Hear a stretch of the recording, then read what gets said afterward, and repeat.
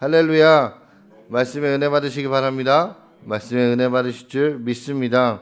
사랑하는 우리 본이 되는 교회 현장에서 또한 온라인으로 함께 예배 올려드리는 모든 성도 여러분들의 가정과 직장과 모든 삶 가운데 왕 중의 왕이신 유일하신 왕 오직 주님만을 섬기시길 주님의 이름으로 축복합니다. 오늘 나눌 말씀의 제목은 더 킹, 유일한 왕이란 제목으로 함께 말씀을 나누겠습니다. 여러분, 아이를 둔 부모님이 자녀들에게 가장 듣고 싶은 고백이 있다면 무엇이 있을까요?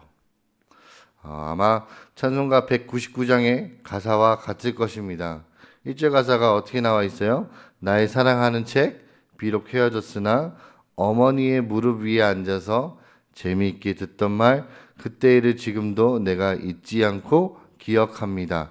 귀하고 귀하다 우리 어머니가 들려주시던 재미있게 듣던 말, 이 책 중에 있으니 이 성경심이 사랑합니다. 아멘. 이렇게 음정은 안 넣고 하니까 되게 어색한데요. 여러분, 그 다음 2절 가사에 보시면 옛날 용맹스럽던 다니엘의 경험과 라는 가사가 나오는데요. 오늘은 바로 그 유명한 다니엘의 경험을 살펴보려고 합니다. 여러분, 다니엘은 바벨론 왕국의 느부갓네살 왕 및 벨사살 왕 때뿐만 아니라 이후에 이 메대 왕국의 다리오 왕 때까지 높은 지위에서 일했습니다. 어떻게 그렇게 나라가 바뀌었는데도 높은 지위에서 일할 수 있었을까요? 여러분, 다니엘은 어떤 나라에서든지 어떤 왕이든지 또 어떤 상황에서도 하나님의 왕되심을 포기하거나 부인하지 않고 오히려 믿음으로 살아갔습니다. 그래서 오늘 우리는 다니엘서 4장과 5장, 6장의 내용을 통해서 하나님께서 어떻게 세상을 운영하고 통치해 나가시는지를 살펴보겠습니다. 그리고 그 상황 가운데 믿음을 가진 그리스도인들은 어떻게 살아가야 하는지 살펴보고 진정한 왕이 누구신지를 다시 한번 생각해 보겠습니다. 어제 새벽 말씀처럼 오늘도 느부갓네살 왕의 꿈부터 시작하려고 합니다.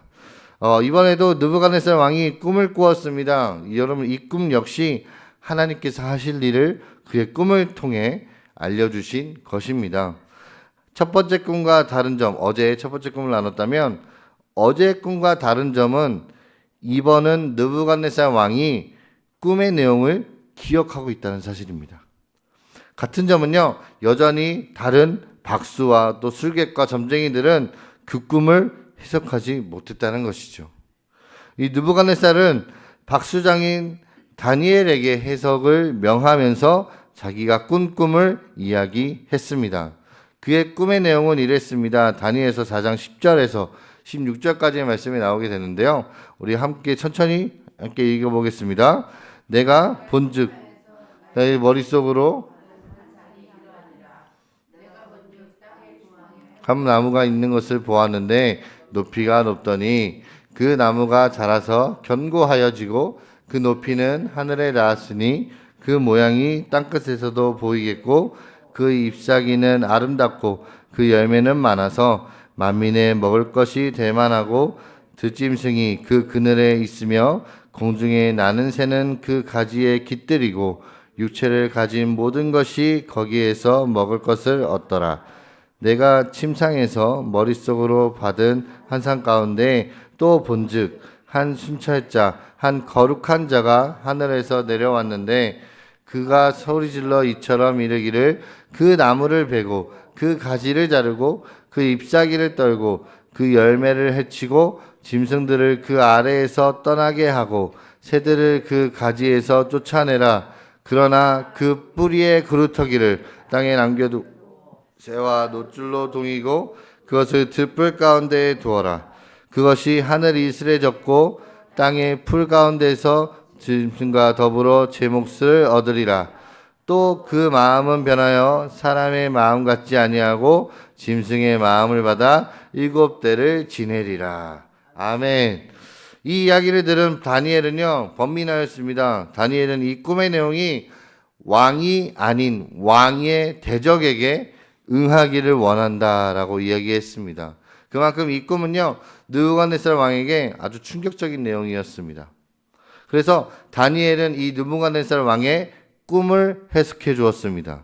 그 해석하는 말씀이 다니엘서 4장 25절에 나오게 되는데요. 우리 함께 읽어보겠습니다. 4장 25절입니다. 왕이 사람에게서 쫓겨나서 들짐승과 함께 살며 소처럼 풀을 먹으며 하늘 이슬에 젖을 것이요 이와 같이 7대를 지날 것이라. 그때 지극히 높으신 이가 사람의 나라를 다스리시며 자기의 뜻대로 그것을 누구에게든지 주시는 줄 아시리이다. 아멘. 다니엘은 이렇게 느부갓네살 왕에게 조언하였습니다. 그리고 27절에 이어서 그런즉 왕이여 내가 아뢰는 것을 받으시고 공의를 행함으로 죄를 사하고 가난한 자를 긍휼히 여김으로 죄악을 사하소서. 그리하시면 왕의 평안함이 혹시 장구하리이다. 아멘. 이렇게 조언을 했습니다. 그런데도 불구하고 이 12달이 지난 후에도 느부갓네살은 그 교만함으로 인해 꿈의 모습 그대로 미치광이가 되었고요.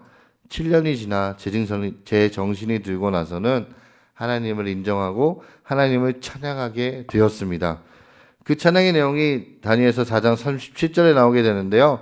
그러므로 지금 나 느부갓네살은 하늘의 왕을 찬양하며 칭송하며 경배하오니 그의 일이 다 진실하고 그의 행하심이 다 의로우심으로 교만하게 행하는 자를 그가 능히 낮추심이라. 아멘. 여러분 바벨론 제국의 왕이었지만 그도 결국 연약한 존재임을 우리가 알 수 있고요. 이 세상의 참된 왕은 오직 하나님 한 분뿐이심을 알 수 있습니다. 여러분 5장의 내용을 살펴보면 하나님 앞에 범죄한 벨사살 왕의 멸망을 예언한 사건이 등장합니다. 여러분 느부갓네살 왕에 이어서 벨사살이 왕이 되었습니다. 그래서 하루는 귀족 1000명을 위해서 잔치를 베풀었습니다. 그런데 그들은 술을 마시고 금, 은, 구리 등으로 만든 자신의 신들을 섬기는 의식을 행함으로써 하나님 앞에서 죄를 지었습니다. 그때 사람의 손가락들이 나타나서 벽에 글씨를 쓰는 것을 보였습니다. 그 자리에 있던 왕의 지혜자 중 아무도 그 글자를 읽지 못하고 해석을 하지 못했습니다. 근데 마침 왕비가 그 일에 대한 이야기를 듣고 왕에게 다니엘을 추천하였습니다. 그래서 다니엘은 벨사살 왕에게 그의 아버지 느부갓네살에 대한 이야기와 함께 이렇게 그의 죄를 지적하였습니다. 다니엘서 5장 22절과 23절 말씀인데요. 함께 읽겠습니다. 5장 22절과 23절입니다. 벨사살이여 왕은 그의 아들이 되어서 이것을 다 알고도 아직도 마음을 낮추지 아니하고 도리어 자신을 하늘의 주제보다 높이며 그의 성전 그릇을 왕 앞으로 가져다가 왕과 귀족들과 왕후들과 후궁들이 다 그것으로 술을 마시고 또 왕이 또 보지도 듣지도 알지도 못하는 금, 은, 구리, 새와 나무, 돌로 만든 신상들을 찬양하고 도리어 왕의 호흡을 주장하시고 왕의 모든 길을 작정하시는 하나님께는 영광을 돌리지 아니한지라. 아멘. 그리고 다니엘은 그 벽에 글씨를 해석했습니다. 그 글자가 어떻게 쓰여져 있었냐면 메네 메네 메겔 우바르신이란 글자가 써져 있었습니다. 그 뜻은 뭐냐면 하나님이 이미 왕의 나라를 시대를 세워서 그것을 끝나게 하셨다라는 뜻이었습니다. 그날 밤 메대 사람 다리오에 의해 벨사살이 죽임을 당하고 바벨론은 멸망했습니다. 한 나라가 세워지고 무너지는 모든 일에는 항상 하나님의 계획이 있음을 우리가 알 수 있습니다. 다시 말하자면 온 우주와 이 세상의 참된 왕은 오직 하나님 한 분이심을 알 수 있습니다.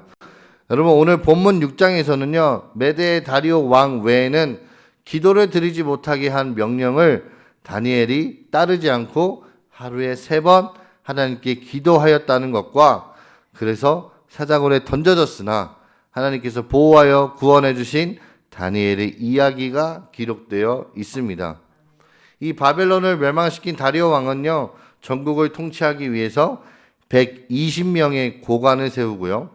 그들을 위해 총리 3명을 두었는데 그중 한 명이 다니엘이었습니다. 이 다리오 왕이 다니엘을 그 자리에 세운 것에 대해서 성경은 이렇게 말하고 있습니다. 6장 3절의 말씀인데요. 다니엘은 마음이 민첩하여 총리들과 고관들 위에 뛰어남으로 왕이 그를 세워 전국을 다스리게 하고자 한지라. 아멘. 근데 하지만 다른 총리들과 이 고관들은요, 이런 다니엘을 시기하기 시작했습니다. 다니엘을 고발하기 위해 다니엘의 허물을 찾았지만 아무도 다니엘의 허물을 찾을 수가 없었습니다. 여러분 생각해 보십시오. 허물이 없는 사람이 어디 있을까요? 권력을 가진 사람들이 기를 쓰고 한 사람을 찾고자 한다면, 들추고자 한다면 얼마나 많은 것을 찾아낼 수 있을까요? 하지만 다니엘에게는 찾을 수 있는 허물이 하나도 없었습니다. 다니엘의 원수들은 하나님을 향한 다니엘의 신앙으로 함정을 만들게 됩니다. 그들은 왕에게 나아가서 6장 7절에 보시면 이제부터 30일 동안에 누구든지 왕 외에 어떤 신에게나 사람에게 무엇을 구하면 사자굴에 던져 넣기로 하겠습니다. 라는 허락을 받아서 왕의 도장이 찍힌 조서를 만들었습니다. 여러분, 다니엘은 이 사실을 알고도 어떻게 했을까요? 다니엘은 이 사실을 알고도요, 하나님께 감사의 기도를 드렸습니다. 당장 위기를 모면하기 위해 30일 동안 기도를 쉬고요, 30일이 지나서 다시 기도를 해도 되지 않았을까요? 아니면 다른 사람들 눈에 띄지 않도록 숨어서 기도하거나 마음으로 기도하면 되지 않았을까요? 그러나 다니엘은 그렇게 하지 않았습니다. 그냥 전에 하던 대로, 자기의 습관대로, 자기의 규칙대로 예루살렘을 향해서 하루에 3번씩 무릎을 꿇고 기도하였습니다. 여러분, 신앙이라는 것이요, 남들에게 보여주기 위한 것은 아니지만 어떤 경우에는 당당하게 자기의 신앙을 증명하고 보여줘야 할 때가 있습니다. 근데 다니엘은 숨지 않았습니다. 다니엘은 피하지 않았습니다. 다니엘은 결국엔 사자굴에 던져졌습니다. 여러분, 하나님 앞에 충성을 했을 때 때로는 우리에게 위기가 닥치거나 죽임을 당할 때도 있을 것입니다. 하지만 다니엘은 그 죽음을 두려워하지 않고 자신의 신앙을 지켰습니다. 다음날 새벽 다니엘을 아끼던 이 다리오 왕은 급히 사자굴에 가서 다니엘을 불렀습니다. 본문 20절 말씀인데요. 살아계신 하나님의 종 다니엘아, 네가 항상 섬기는 내 하나님이 사자들에게서 능히 너를 구원하였느냐? 쉽게 말해서 다니엘 살아있냐라고 물어보는 겁니다. 그래서 다니엘은 이렇게 대답합니다. 6장 22절인데요. 함께 읽겠습니다. 6장 22절입니다. 나의 하나님이 이미 그의 천사를 보내어 사자들의 입을 봉하셨으므로 사자들이 나를 상하게 못하였사오니 이는 나의 무죄함이 그 앞에 명백함이 오며 또 왕이여 나는 왕에게도 해를 끼치지 아니하였나이다 하니라. 아멘. 여러분, 골리앗과 블레셋의 전쟁, 그리고 사울 왕으로부터의 도피, 아들 압살롬의 반역 등 힘든 일을 많이 겪었던 다윗도요, 시편에서 이렇게 고백하였습니다. 우리가 너무나 잘 아는 말씀인데요. 시편 23편 4절 말씀에 내가 사망의 음침한 골짜기로 다닐지라도 해를 두려워하지 않을 것은 주께서 나와 함께 하심이라. 주의 지팡이가 막대기와 나를 안위하시나이다. 라는 고백을 합니다. 여러분, 주의 지팡이와 막대기가 나를 안위하시다라는 다윗의 고백처럼 하나님은요, 다니엘을 사자들로부터 보호해 주셨습니다. 그리고 다리오 왕은 하나님을 이렇게 찬양하게 되는데 다니엘서 6장 26절에서 27절까지의 말씀입니다. 우리 마지막으로 함께 읽어볼까요? 내 나라 관할 아래에 있는 사람들은 다 다니엘의 하나님 앞에서 떨며 두려워할지니 그는 살아계시는 하나님이시요 영원히 변하지 않으시리시며 그의 나라는 멸망하지 아니할 것이요 그의 권세는 무궁할 것이며 그는 구원도 하시며 건져내기도 하시며 하늘에서든지 땅에서든지 이적과 기사를 행하시는 이로써 다니엘을 구원하여 사자의 입에서 벗어나게 하셨음이라 하였더라. 아멘. 여러분, 거대한 제국의 왕이 하나님을 인정하고요, 하나님을 찬양하고 있습니다. 여러분, 어떻게 이런 일이 가능할까요? 다니엘의 믿음이 이 일을 가능하게 하였습니다.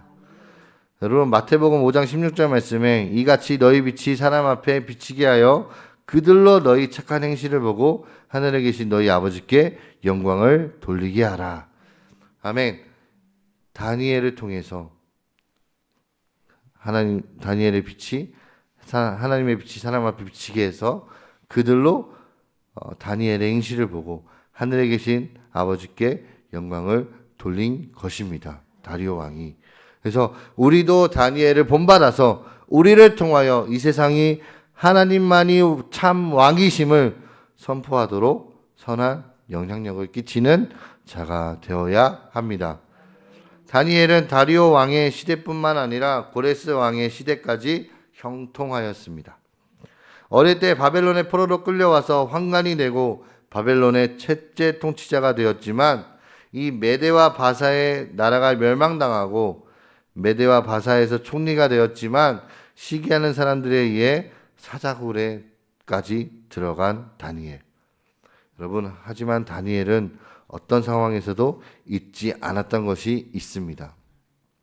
그것은 바로 하나님만이 유일한 왕이시다라는 사실입니다. 다니엘이 죽음조차 두려워하지 않고 믿음을 지켰을 때 하나님께서는 다니엘을 통해 하나님만이 참 왕이 되시고 세상을 통치하시는 분이심을 세상에 선포하셨습니다. 말씀을 마무리하겠습니다. 사랑하는 본이 되는 게 성도 여러분들, 우리는 세상 속에 살아가는 그리스도인들입니다. 우리는 우리가 속한 나라와 단체에 충성을 다해야 합니다. 하지만 더 중요한 것은요, 우리의 참된 왕은 오직 하나님 한 분뿐이시라는 것입니다.